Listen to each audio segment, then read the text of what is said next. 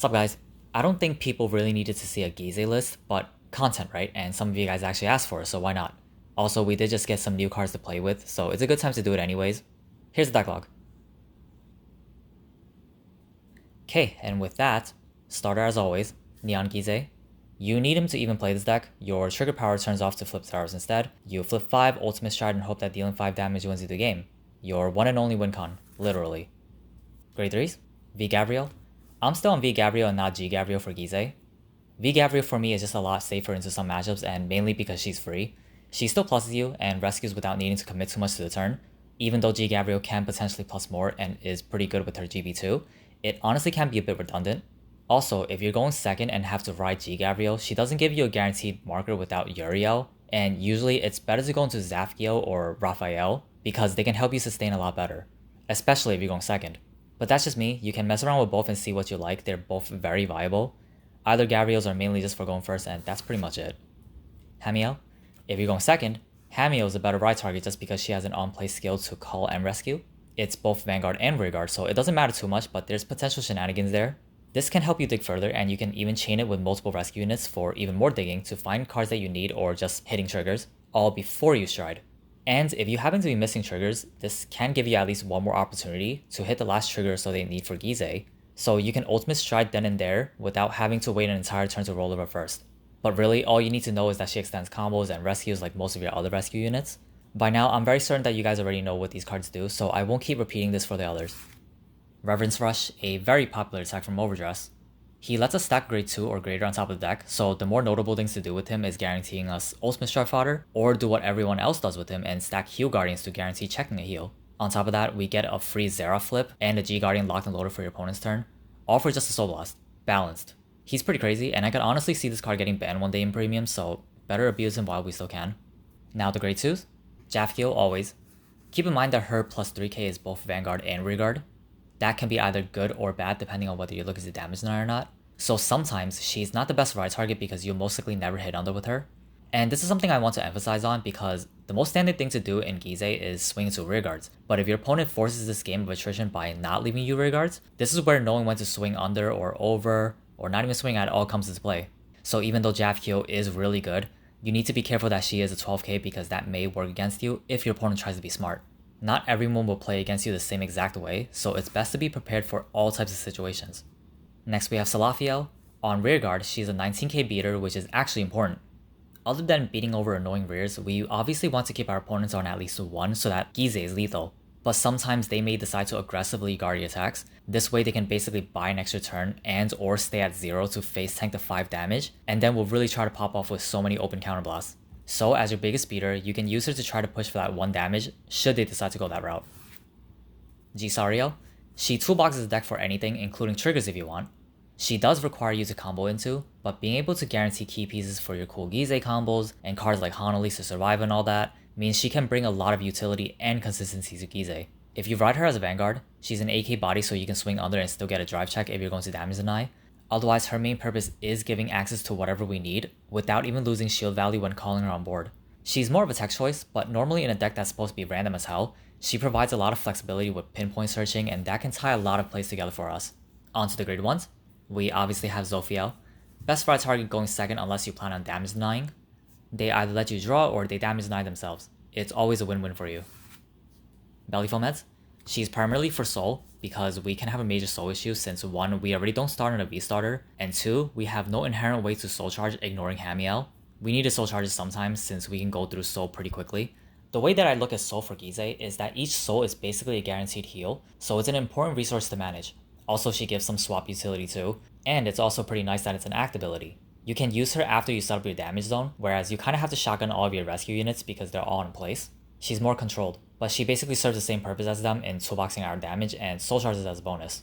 Also, do keep in mind that she is hard once per turn. G grade 1 no seal.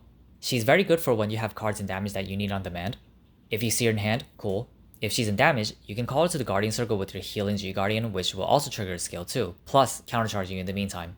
It's especially nice for grabbing things like ultimate strike fodder that you might have gotten damaged and you didn't already have in hand, or you can just grab some defensive pieces or anything really. You basically have endless possibilities with her. Just remember that you can't swap pseudo cards since they aren't proper range of other cards. Here we have the newest promo for Angel Feather, Hamariel.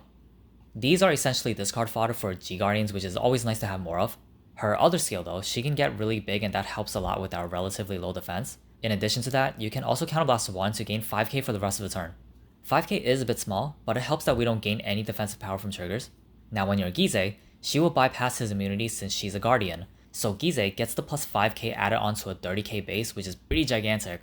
That can be kind of a win more depending on matchups, but because all of your cards are pretty much dead on the Gyze turn, she's still alive, and again, it's the only way for this deck to gain power defensively, so she's not bad in the early to mid game as well, as long as you have a huge trigger for her. The 1 Aegis Mare. This is mainly so that I could work around my trigger lineup and is also the next best thing after draw PGs. It's nice utility to have against some guard restricts, but we do have protect markers for that anyways, so it doesn't matter too much. It can be really clutch though when you're low on hand for 1 card PG since you're just guarding for days in this deck, and you can run thin pretty easily. Unfortunately, we can't use Sanctitude on Gyze, which I would run that instead, or any orders that would affect Gyze for that matter since they're not Guardians. But at least this overdressed skill can come up from time to time in simplified game states. Hanali. This deck just folds to multi-attack, especially very strong multi-attack.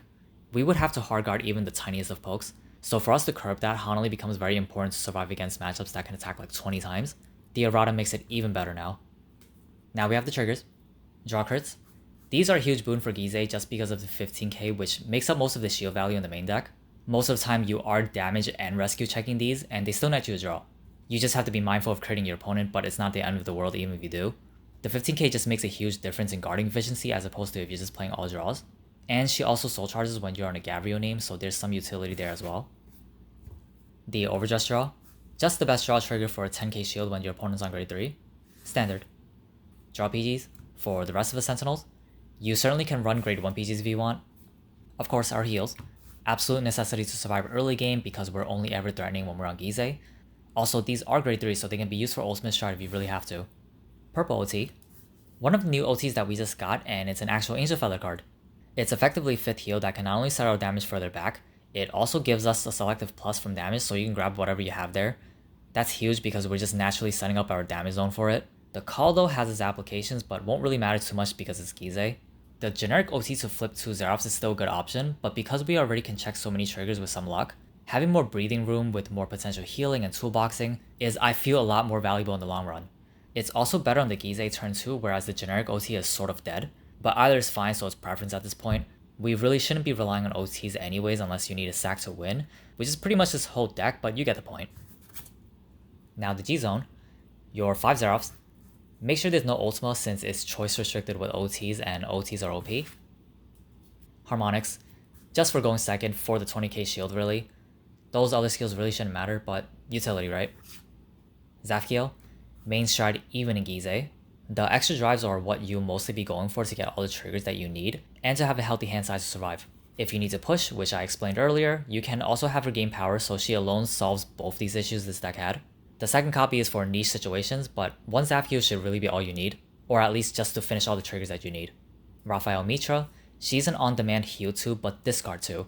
Zafkiel is honestly still better, because you have healing plays that can guarantee you heals without minusing, and even pluses while you're at it since you can go drive +6, and chances are, you would just check even more heals from it anyways. She can come up sometimes, like if you're facing down big beaters or something, in which case healing up and just taking it might be better than having to guard with a billion cards in hand, so she does have her niche. Funny enough, the discard is not part of the cost, so you can actually use her when you have nothing in hand, but if that happens, you're probably already losing the game. She is more of an assurance and can work pretty well in slower games.